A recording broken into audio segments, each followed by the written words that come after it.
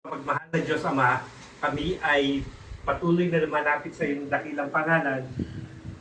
Harap kami, Panginoon, kami ay nagtataas sa aming mga tinig upang ikaw ay aming papurihan sa Espiritu at sa katotohanan. Muli, aming Diyos, aming kinikilala ang iyong kadakilaan sa pamilya ng mga kampo, kung saan, Panginoon, muli kami ay nagkatipon-tipon upang, Panginoon, ikaw ay aming pasalamatang sama-sama. Dahil, Panginoon, sa iyong kadakilaan, sa buhay ng aming kapatid na Nida, kung saan, Panginoon, siya ang nangunguna sa pamilya namin, upang, Panginoon, kami ay magkaroon ng pagkakaisa at, Panginoon, pagmamahalan sa isa't isa. At ganoon din, O Diyos, pagmamahal sa iyo na siya ang aming tagapagligtas. Panginoon, ang aming kapatid na ito ay pinasapit mo sa kanyang kaarawan.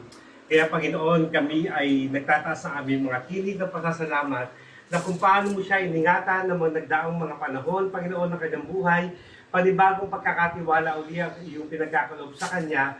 Kaya, Panginoon, amin siyang sama-samang inilalapit sa iyo na patuloy mong ingatan, patuloy mong gabayan, patuloy mong bigyan ng kalakasan ng katawan ng aming kapatid na ito upang sa ganun, Panginoon, patuloy na kami pangunahan sa paglilingkod sa iyong dakilang pangalan. At ganun din, Panginoon, ang aming patuloy na panalangin, patuloy mong pagpalain ang aming kapatid na ito. Bigyan mo siya, Panginoon, ng kalusugan, nagpapatuloy sa kanyang mga ginagawa sa araw-araw.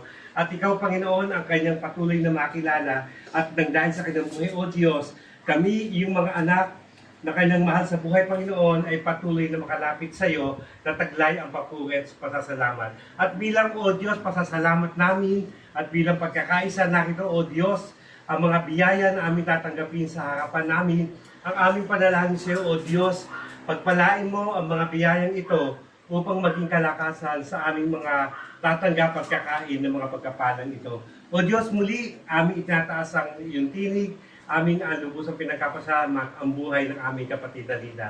Sa pangalan ni Jesus, aming Panginoon, ito ang aming panalangin. Amen! Happy birthday, Lola. Happy birthday, happy birthday, happy birthday.